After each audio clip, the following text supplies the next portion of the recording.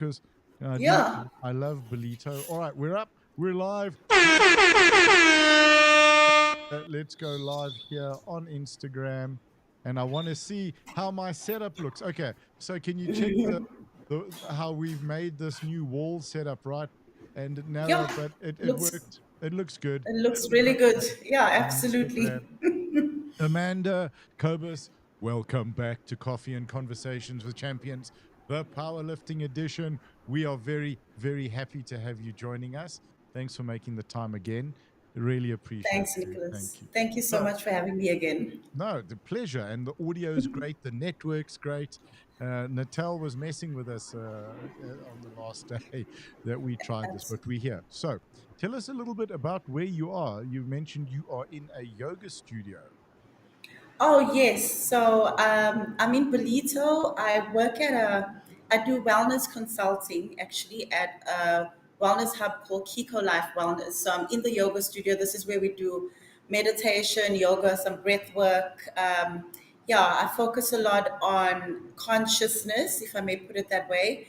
So we've got recovery solutions here like ice baths, infrared saunas, hyperbaric oxygen chambers, ozone therapy, everything. So I'm just in the Zen spot at the moment. Awesome. And breathing is so important. Breathing is life. And it's something that Absolutely. we take for granted. So actually keen to chat to you about that a little bit later. But we want to chat to you about your journey in powerlifting. Sort of, do I call it a move from bodybuilding into powerlifting? How would you describe it? It's well, let's call it a transition. And I don't want to say completely moving because I still want to give bodybuilding a chance again when I'm 50. So that's in 23 years' time. That is in 9 years' time. Hmm. So no, basically what I've done is I've decided to do a complete powerlifting season, see how I do, and then make a complete decision to transition fully into powerlifting. I do want to give bodybuilding a little bit of a gap, sort of after my off season of powerlifting to actually get into conditioned shape for a bodybuilding show. I do need to consider that powerlifting is a sport that is drug free. And when I do transition back into bodybuilding, I would be joining all the natural shows that have been popping up. In the past, with bodybuilding, most of the federations, some of them do allow you to still participate in some, gear, let me put it that way, where Hmm. you're off natural state. So I want to focus on transitioning completely natural for the next bodybuilding show. And powerlifting is giving me that platform to do so, Fantastic. like literally absolutely clean. Well, as we could call it, illegal PEDs, performance enhancing drugs. So, listen, I'm a little bit tough on that because Yeah. I've been sober for 18 years. I work in rehabs and I see what happens with steroid addiction.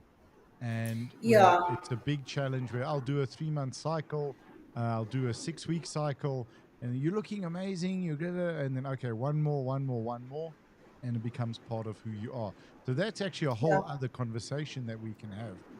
Yeah, absolutely. I But think so yeah, go ahead. Sorry.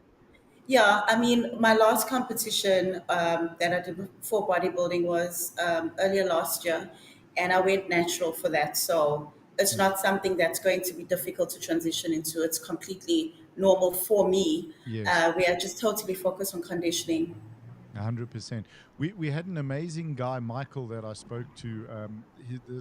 His episode will be up. He's called. My head's gone blank. It's been a long week. So alchemy, something alchemy. Anyway, he makes natural products that replicate what a lot of the PEDs do, and I think there is a lot of Yes. chance in the market.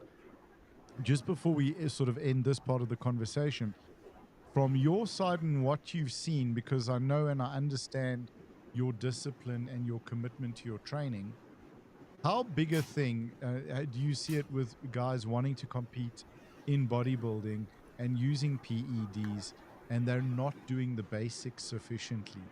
They're not managing their recovery, they're not managing their nutrition. They're almost using it as an excuse, a justification, if that makes sense. Yeah, that happens quite a lot. But Mm, I think one of the things is you can see these athletes on stage. You can see a dedicated athlete who has taken their nutrition and training more seriously than just supplementing with PEDs versus an athlete who focuses solely on just their PEDs. yeah, You definitely can see that athletes. The commitment is different. You can see it in how they look on stage and how they perform.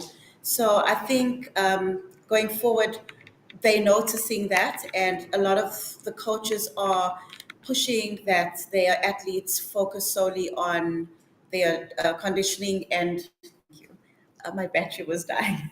oh, thank Their you. conditioning, yeah, based on training and just nutrition. 100%. It's almost, and not to encourage it in any way, but it should almost be like you have to earn the right to. But you show up for 3 years at 4 a.m. at the gym every morning. You're in for your 3 hours. You do your nutrition logs. Then maybe you can consider a type of thing, because people will be shocked by Yeah, the benefits that they actually get. Because it's really just about enhanced recovery. So absolutely. I mean, you'll see athletes that are holding water on stage, for example. That is that's solely based on the fact that you just mm, did not focus on your nutrition. yeah, Yeah. it's one of my favorite pictures. So I was involved in bodybuilding many years ago, 900 years ago, when I was younger. And one of my favorite pictures is of Sean Ray backstage at one of the Olympias, and he had a massive pizza, and he like had it, and he says, "My secret weapon for loading sodium before I go on stage." That sounds like a very fantastic secret weapon. I, I just sort of wonder how many people tried that. If you, we, I mean, there's a It's lot that happens backstage. Everybody's yep, eating everything. My secret is Lay's chips, chips. so Okay. crisps. Yep. So that is, it's not even a secret. I think most of The the salt to, figure to pull girls to pull the water just out of the to system. pull as much water. Yeah. Yeah, So salted chips. Others are, yeah. Everybody's got their little secret weapon. 100%. Bodybuilding, and I want to give it kudos, because I think powerlifting is much easier than bodybuilding, because you've got a weight band that you're lifting in. So like, I'm lifting tomorrow 105s. I was 104.9 this morning. I've come down over the last 2 weeks from 111. You know, okay, I couldn't have sushi this week. I had grilled salmon and vegetables, and I've upped my veggie intake just to help me pass stuff out of the gut and all of these things. But with bodybuilding, it's so the weight training in the gym is not hard, even if you're training with Dorian Yates, compared to managing your nutrition. Absolutely. Yeah, nutrition is definitely 95% of the work. Yeah. That diet, you start in the morning when you wake up, you've got things that you need to take, you need to Mm, ingest a detox or something. Like I get a grapefruit and beetroot juice and glutamine powder, and then I move on to my egg whites. So pre post workout, there's 6 to 8 meals that you need to get in within your 16-hour eating period. Everything is clean. You got to weigh every single grain of rice. That discipline has to be there. You go over by 10 grams, it shows. Your coach can see it in your pictures that you send to them. That is the biggest discipline. Getting to the gym is the easy part because we love training. I yeah. love lifting weights. It's easy for me. And I think most athletes. I think it's getting closer to getting on stage where you start getting a bit tired, you're Mm, depleted, so then you start pulling yourself. The training has, it's no more fun. But you have to get there because you're already 6 weeks out. You've done all yeah. the hard work for 20 weeks or 16 weeks. You're well into your nutrition, you're well into the process. So dragging yourself the last 6 weeks is another mental job Sure. completely. Yeah. The mindset is completely different to powerlifting. With powerlifting, I've experienced that I can eat more. I eat when I want to eat. I can feel myself just before my lifts. It's much more flexible. but I'm getting stuck with the fact that I, in my case, have to put on the weight. And Jesus. aesthetically, I am struggling. I'm like, what is this? I've got rolls. I've got my six pack is gone. I can't see my, the lines that I'm used to. I get on the scale and it's telling me body fat percentage has gone up by this much. I'm like, oh my gosh, what is this? It's But big it's shift. giving me big shift, but it's giving me the fuel that I need to lift the weight that I need to lift. And I'm looking forward to getting just under 69 kgs for show day. Right. My last comp was I came in at 64.5 or 65.4. So I was still quite tiny for going under the under 69 Mm. category. So we just correcting that for this next one. That's it. For us, it's about being as strong as you can be, as capable as you can be, and as well fed. You got that 2 hour window after weigh in to get in your water, get in your fuel, because you want to be as light as possible at weigh in, and then you want to get everything back in. And where a bodybuilding comp, you're stepping onto the stage looking aesthetically like a beautiful piece of art, but you're not as physically capable as you could be, um, Absolutely. as you are within powerlifting. But that being said, something I'd like to, I know the discipline you're bringing from bodybuilding is going to serve you exceptionally well in powerlifting. Let's chat a little bit about Thanks. your journey. No, 100%. I'm looking forward to seeing what you do. Really, it's going to be epic. Tell us a little bit about how did you get into the sport, and what you how you found the sport of powerlifting, and we can touch on the community and then on Natal. Yeah, so a few years ago, I was interested in getting into the sport fully. I was training with a coach in Johannesburg, and then I was, for some reason, very quickly poached by a bodybuilder and went directly into that. I won a lot of my lineups. I did quite well in the bodybuilding field, but had to undergo some big operations the past couple of years, which sort of held me back from a conditioning perspective. And moving to KZN, I met Amelia while I was training at Prime Human Institute at Moses Mabhida. Oh, sorry, wrong. Give me a not, not the crying. Yep. So I met Amelia. They were powerlifting. She had a client or an athlete that was training with her, and I was like, "Shoo, those women look absolutely strong." They were squatting heavier than me, and I thought I was already squatting heavier. I'm like, "There's no way that some girl is going to squat heavier than me. Who are they?" I went up. I introduced myself to Amelia, and she told me who she was. I was like, "Whoa." I am going to absolutely join your team. What do I do? She invited me to a powerlifting competition that she was having the following Saturday. Mhm. I Sure. pulled through and I was absolutely mesmerized by the strength that the girls, the ladies, they were having deadlifting, crazy weight, chest press, crazy weights. I'm like, this is absolutely ridiculous, but I can absolutely do this. So, what do I need to do, Amelia? So she said, come and train with me. Let's see what you have. And I think she also got a shock. She's like, oh, this tiny human being is strong. So let's look at the calendar for the next upcoming competition and let's see if you can make it in time. And so that's what we did.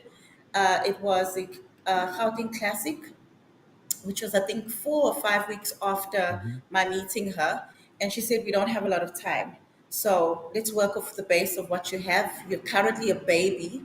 We need to develop you. I was like, I'm not a baby. I'm squatting heavy. What's wrong with you? Yep. And when she told me that, and she showed me what I need to do, what are the requirements, the depth that I need to go through, how to load the bar, deadlifting, the technique, how to drive myself in to the lift, the chest press, all of that is completely different to the training I was doing.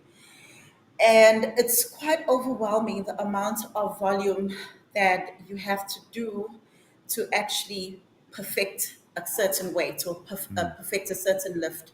So that has been an interesting transition for me. It's not just lifting and repping, and it's the instruction that you get from your coach. It is the technique, the breathing, and the bracing. Whew, that's a big one. Because with just getting your reps done is like just pop yourself up and down. It's a Yep. squat. That's it. Yeah, Big breath. Yeah. Yeah. It's getting busy.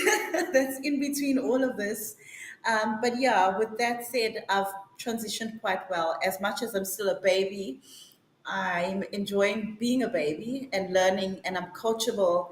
So I'm really looking forward to lifting the amount of weight that I have to lift for SA champs. So let's chat a little bit about essays. What are you looking to do? Are you bringing? I mean, can you talk about this? I don't want to get into trouble with Amelia. It's not only your coach; it's a Natal chairperson. So please cut me some slack.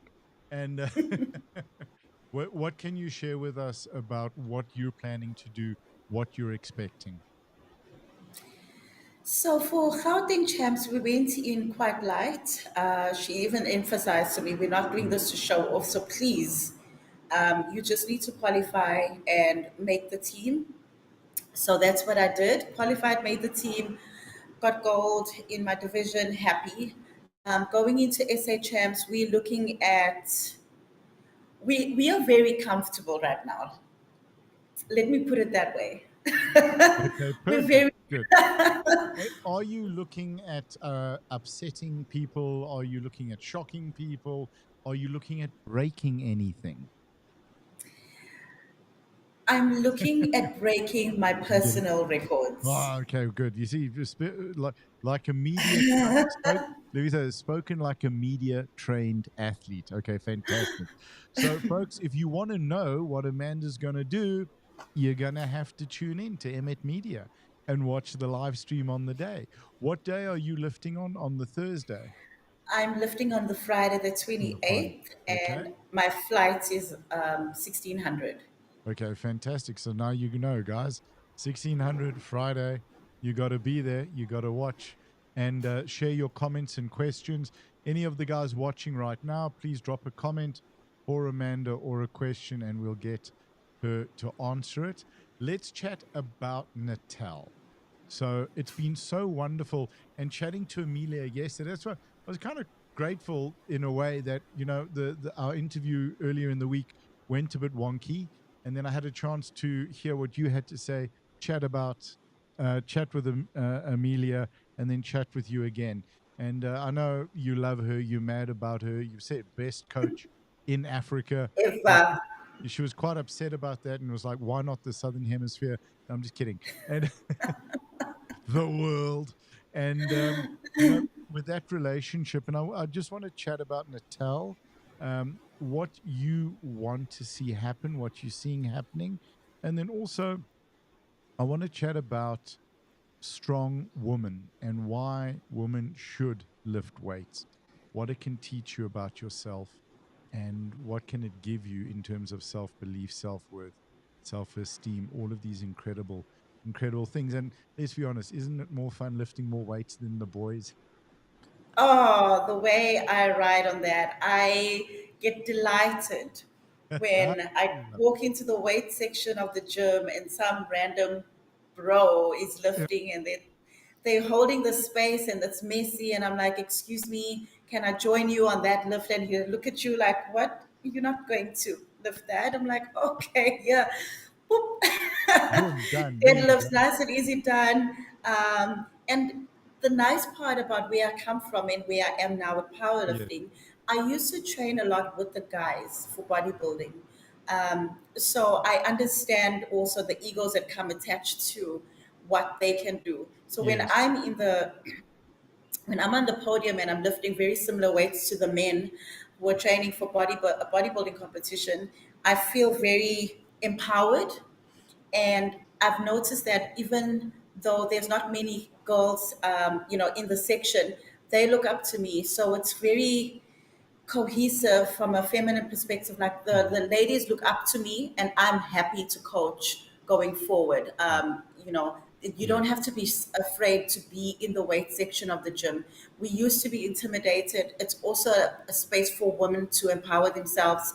The gents have become a little bit more lenient now where they allow you to just be free and do whatever without looking and judging. So I really encourage women to move into the section, do what you need to do. If you're not doing something correctly, there's someone who's always there to help you. They've become a lot more friendlier. So I really, really want the ladies to actually just step into that space and take control and not feel anything, and then just, progress from there. I understand the value that you bring to the space in schooling the boys, and also Yeah.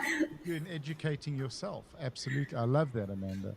We have a comment for you from It's Mandy Moo on Instagram. Mandy Moo. Yep, Oh, and it's best of luck, Amanda. You repping my home province. So proud of your strength and mindset. Thank you, Mandy Moo. And thank you, Mandy. love that name. So let's chat a little bit about the province. So what's it like for you lifting in Natal? You're coming and you're seeing this incredible growth and commitment. What's the commitment like from the chairperson, the EC, and the province? I met Amelia. She is the chairperson, and immediately she was very welcoming. So what I noticed is that KZN, the team is still, I would say, developing. There's Mhm. a lot that still needs to happen with the team. I would really like to see us more cohesive, more doing stuff together, developing the sport on a whole. I know Amita's put in a lot of work to get the federation going on the side, and the team's growing as well. She started off, I think, with 5 athletes. We're sitting on about Yeah, 21, if I'm correct. And I'm very excited to help her grow the team. I think my input is going to help a lot of them. Dedicated to youth development. I've always been, since I started up bodybuilding and my other sports. So I'd really like to focus on the youth and growing that part for KZN, because they will be the future. right. Yeah, so I'm excited about that. Absolutely. Let's talk about the youth and what, in your experience as a bodybuilder, as an athlete, and now as a power lifter, what's the value of a sport in terms of keeping you on the right track and the lessons that it teaches you? Sure, that is a broad question. I'll focus on just, I think we're stuck in an era where kids are underdeveloped because they are stuck playing on their iPads, or the generation is very IT driven or digital Mhm. driven. That they are in their rooms after school and they're not focusing on physical activity. They just solely focused on what they can do on social media, etc. And I feel that we need to get the kids, as much as, yes, we do need those platforms for their development, and that's the era that we are in. We also need to focus on that physical aspect, because they are going to get stuck not performing in sports. What Yeah. I did notice, though, when I moved to KZN, is the kids inside are much more active. It's so exciting to see children in the gym at 6 in the morning when I'm training. I'm like, what are you doing here?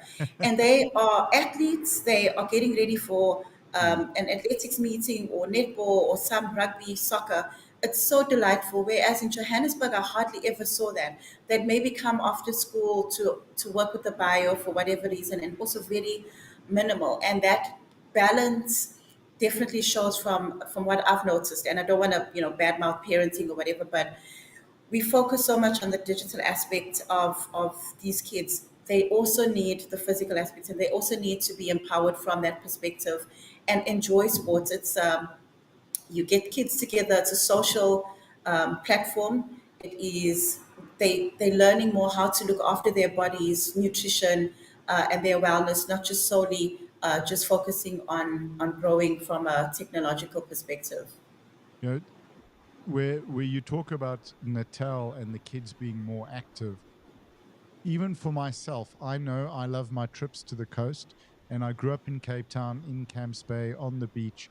Back before Camps Bay was Lani, it was a little bit of a backwater. But it was great that you come back from school, you drop your bag, you get changed, and you down onto the beach and you go boogie boarding or surfing, and you're playing touch rugby with your friends. And 8:30 at night, you realize, oh, better go home for dinner, and you're going home. Johannesburg, I think, from a safety point of view, we don't have that access and that opportunity to outdoor lifestyle. And as you so well said, the kids in Natal are more active outside. but powerlifting is a great opportunity for kids to develop a passion and a connection to their bodies.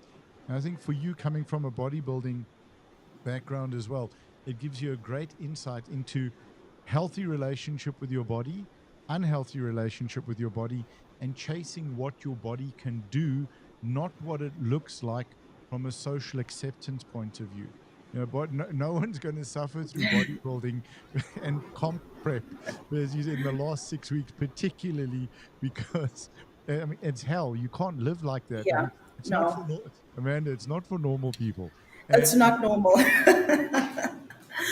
I was actually just showing my colleagues some of my pictures of just when I stepped off stage, and they were like, "That is not okay. How do you look like that? You look dead." And I absolutely agree. It's not something that's sustainable. You prepare yourself, you prepare your body for that 1 minute on stage, and immediately when you step off stage, literally a day later, you look completely different. yeah, You're a little bit more fuller because you've been eating, and that's the look that you generally would go for the rest of the year, where you're looking a little bit fuller, more healthier. Stepping on stage is completely your mindset. That's not healthy. Let me just yeah, leave it there. 100%. Whereas with powerlifting, you're okay. You're happy with filling yourself up. I think we spoke about this. Filling yourself up and being able to do the heavy lifts. You're not worried about the aesthetics of it. So any child can do the sport. It's much easier to get into, even for parents who just drop their kids off at the gym and let the child work with their coach for that hour or 2 hours, whatever. And they safer because you're Hmm. indoors. Yep, So yep, you can focus on that, and it can be a sport for every single child. It's not particular for a child who just wants to focus on running. That's fine, but somebody who, let's just say, is not as active as a runner and they want to just focus on a strength sports, this is the sport for them. absolutely. And the powerlifting as a strength sport is a foundation. It's the baseline for every athlete's training. Every athlete needs squat, bench, and deadlift. So whether you Yes, rugby, hockey, bodybuilding, cricket, whatever, surfing, kite surfing, you need to lift. You need to lift the weights for your nervous system. Let's absolutely. uh, let's chat a little bit about Natal and the province. I know you mentioned you want to get involved, or you're going to get involved in development, chatting to government, getting funding that's necessary, that's may or may not be available, or if it's available, you may or may not get it. Let's talk to corporates and to potential sponsors. When I spoke to Amelia yesterday, we were focusing very much on the sponsorship from companies for the team to go and compete, and then the value that that would bring. On the development side, in youth, going out into the townships and into the township schools and helping use the sport to give these amazing kids the opportunity to believe in themselves, to understand that you work towards something, there's delayed gratification. You may not be able to do something today, it doesn't mean you can't do it tomorrow. What would you say to corporates? Why is this so vital for the future of the province and for our country? Yeah, I think corporates do have a responsibility to youth development, social development. The companies have funding for that. I did consult a few days ago, in fact, with a company called Murasan Business Consulting. They focus on assisting companies. Uh, what's the word I'm looking for? Yeah, compliance with things like youth development and the programs that are involved with sponsorships and donations towards sports, towards programs that are going to uplift the community and the corporates in the areas, especially. Let's just say KZN. If you want to look at companies that are developed here, like your manufacturing companies, say Hewlett's, for example, Mm, mm, mm. who does sugar. You want to look at those sponsors that they focus solely on their communities. They want to uplift their communities. They want to get kids off the streets. They want to develop. Those are the companies that I want to approach and that I'm going to approach with regards to So watch sponsorship out, for the guys. team. Amanda's coming for you. I definitely am. Amelia and I have started strategizing on how we're going to do this, and with consulting with Murasan Business Consulting, they are going to give us direction in which way to go to actually be Awesome. successful in that. Oh, fantastic. Man, it's been epic, epic, epic chatting to you again. Just before we wrap up, is there anything that you would like to share or talk about? Nothing in particular. I just want to wish all the athletes that are going to SAs the very best in their prep. As I started doing my prep, I realized that it's such a commitment, and it's not just seeing somebody lifting. There's so much that goes behind it. People have their personal problems as well that they're dealing with, but they're committed to showing up on the day. So I'm looking forward to seeing every single athlete on the platform at Potchefstroom, representing their clubs,